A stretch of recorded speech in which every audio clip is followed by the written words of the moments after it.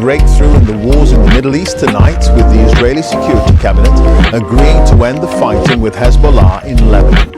Over the next 60 days, Israel will withdraw its troops after invading the country nearly 2 months ago in response to almost a year of rocket attacks from Hezbollah based in southern Lebanon. President Biden said the ceasefire is a crucial step towards achieving peace and prosperity in the Middle East. Well, the deal would see Hezbollah fighters moving some 30 kilometers away from the Israeli border north of the Litani River. Israeli troops would then gradually pull out of the country. A UN force would remain in the south, and over time there'd be an increased Lebanese military presence there too.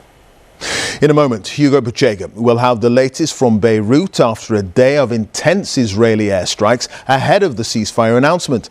And Lucy Williamson will be reporting on the Israeli communities now hoping to return to their homes in the border region. But first, Sarah Smith is live in Washington, where President Biden has just been giving details of the truce, which was brokered by America. Sarah, President Biden called this a good day.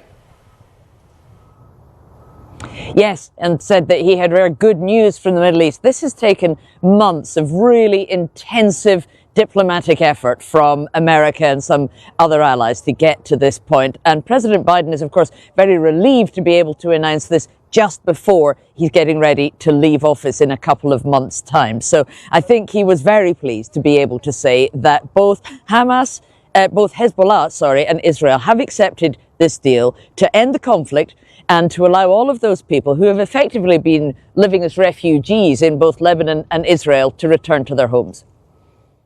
Effective at 4 a.m. tomorrow local time, the fighting across the Lebanese-Israeli border will end. Will end. This is designed to be a permanent cessation of hostilities. What is left of Hezbollah and other terrorist organizations will not be allowed. Well, I emphasize, will not be allowed to threaten the security of Israel again. So what the deal will involve is Hezbollah moving its forces north about 30 kilometres and having to remain there while the Israeli army pulls out south back into Israel proper. And that will be policed by the Lebanese army and other international allies. The Israeli Prime Minister, Benjamin Netanyahu, had a different job to sell this to his country and to his government. So he was stressing what Israel has achieved in this conflict, that Hezbollah has been set back decades, he said, as well as several of their most senior commanders killed, and pointing out that if they do violate this deal in any way, including trying to rearm themselves, then Israel can and will attack them. Now, it was really interesting when President Biden was speaking here at the White House just not that long ago. He also said that he now wanted to make another serious push to achieve a peace deal in Gaza. He's got 2 months left in office, but he thinks it's worth entering those talks now in order to try and do that. And Donald Trump is on his way into the White House, of course, has been fully briefed on this deal. His team are said to look on it favourably, and he's almost trying to take credit for this already himself, saying that actors in the region are moving to make peace now because he's been re-elected to the White House. All right. Sarah, thank you for that. Sarah Smith, our North America editor there, just outside the White House. Well, as you heard Sarah say there, it's hoped the ceasefire deal will see many tens of thousands of civilians on both sides return safely to their homes in the border region. Lucy Williamson has been to northern Israel to speak to some of those who left their homes. In northern Israel, sirens warned of rockets, as residents warned of surrender. Israel's pounding of Lebanon continued hours before the ceasefire was announced. Rona and On left their home in Kfar Giladi on the 8th of October last year. The Lebanese villages they lived alongside, clearly visible through the border fence. I hope for a day where we could, be at peace with each other. And I think that trust was broken when our army found the tunnels and the ammunition and all of these preparations to effectively come and massacre us. Their house and community empty for more than a year. Okay. I'm sorry about the mess. It's just we put everything inside. A ceasefire deal is meant to get them permanently back home, but it could mean their Lebanese neighbours returning too. Apart from completely erasing these villages and having no people here, there is no real physical thing that can make me feel safe. It's just,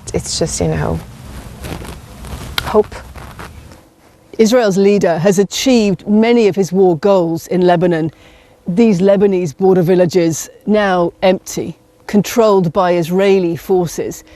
But there are also compelling domestic reasons for ending this war, like getting residents on this side of the border back home. Israel's forces are tired and its economy is suffering. But Hezbollah, damaged but intact, is still fighting. And some ask why their prime minister, fighting a much weaker enemy in Gaza, is signing a ceasefire in the north.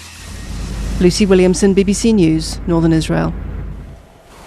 Well, that ceasefire will begin in the early hours of tomorrow morning. But earlier today, before the announcement, Israel launched extensive airstrikes on Beirut's southern suburbs, as Hugo Bachega now reports. As Lebanon waited for a ceasefire, the war didn't stop. The most intense Israeli bombardment of Beirut in this conflict. The Israeli military said these were Hezbollah facilities. Here, it gave a warning before attacking. Here, in central Beirut, it didn't. This building collapsed. 7 people were killed. In the evening, we tried to visit the site. But we were caught up in another wave of Israeli airstrikes. So there has been an attack now. There has been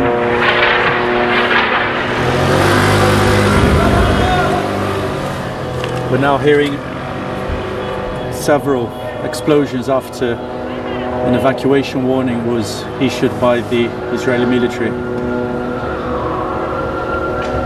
We've been trying to get to the site of one of the attacks, but we've been told that the site had been evacuated because of those warnings.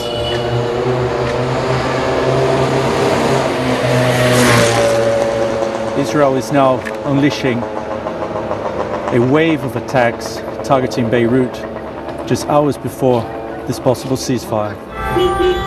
People tried to flee. There was chaos. This war has been devastating for Lebanon. Hezbollah has been severely damaged, but it hasn't been destroyed. This deal may bring the conflict with Israel to an end, but many here fear a new internal conflict could follow. Hugo Bachega, BBC News, Beirut. Well, what could the peace deal mean for the war in Gaza? Frank Gardner's live in Jerusalem. Frank, that's the big question, isn't it? Because that war to the south, what's been happening there? Well, that is, of course, now once again the core conflict in the Middle East. And you know, Clive, I think it really depends on whether you see the glass as half full or half empty. Because optimists would say, look, if you can do a deal for Lebanon, you can do one for Gaza. And it wasn't that long ago that Antony Blinken was in London, the US Secretary of State, saying we are 90% of the way there. It's just the last 10%.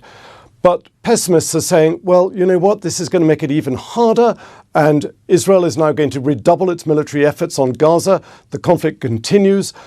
I think the sticking point here is that for Hamas to release those hostages and sign a peace deal, they want to see some undertaking that Israel is going to withdraw its forces from Gaza and stay out. Israel doesn't want to do that because it says that it doesn't want to abandon the border between Gaza and Egypt because it worries that Hamas will simply use it to smuggle weapons in again and fire rockets at them. They've got to try and get through this. Qatar, the big mediator, recently withdrew from mediating, saying the two sides need to get closer to have some common ground. We're not there yet, but it's still a doable deal.